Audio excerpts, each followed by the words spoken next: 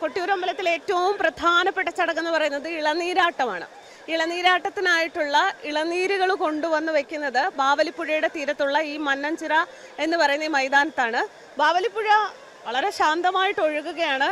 നമുക്ക് കേൾക്കാം, ആ ശബ്ദം നമുക്ക് കേൾക്കാം. രണ്ട് വശത്തും വല്ലാത്ത രീതിയിൽ വൃക്ഷങ്ങൾ, ഭയാനകമായ ഒരു വനത്തിന്റെ അന്തരീക്ഷം നമുക്ക് അനുഭവവേദ്യമാക്കി തരുന്ന വൃക്ഷങ്ങൾ കാണാം.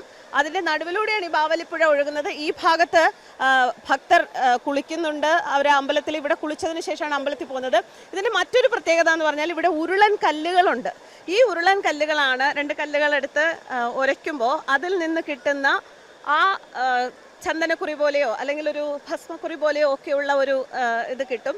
അതിനെ ഇവിടെ ഭക്തർ നെറ്റിയിൽ തൊടുന്നുണ്ട്. അത് വലിയ പുണ്യമായിട്ട് പവിത്രമായിട്ടാണ് കാണുന്നത്. കാരണം ഇത് പ്രകൃതിയുമായി ഇണങ്ങിച്ചേർന്ന ഒരു ക്ഷേത്രമാണ് എന്ന് പറയുന്ന ഘടകങ്ങൾ ഇതൊക്കെയാണ്. അതായത് കാടിന്റെ ഇരുവശത്തും കാട്, അതിന്റെ നടുവിലൂടെ ശാന്തമായി ഒഴുകുന്ന ബാവലിപ്പുഴ, അതിൽ ധാരാളം ഉരുളൻ കല്ലുകൾ, ആ ഉരുളൻ കല്ലുകളെടുത്ത് പ്രകൃതിയുടെ ആ ഒരു സുഗന്ധം അനുഭവിക്കുന്ന ഭക്തർ, അതൊക്കെ തന്നെയാണ് ഈ കൊട്ടിയൂർ അമ്പലത്തിലെ ഏറ്റവും പ്രധാനപ്പെട്ട സംഗതികൾ. കൊട്ടിയൂർ അമ്പലത്തിലേക്ക് പ്രകൃതിയിലേക്ക് ഇണങ്ങിച്ചേരാൻ ആഗ്രഹിക്കുന്ന ഓരോരുത്തരും എത്തിച്ചേരുന്നതിൻ്റെ പിന്നിലുള്ള കാര്യങ്ങൾ അതൊക്കെ തന്നെയാണ്.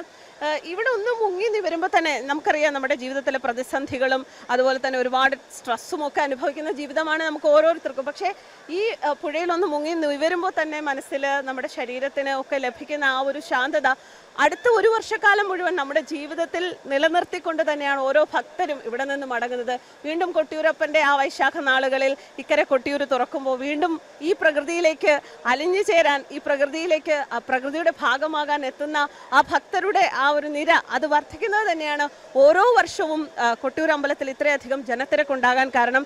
എന്തായാലും ഇതൊരു വല്ലാത്ത ഒരു അനുഭവം തന്നെയാണ്.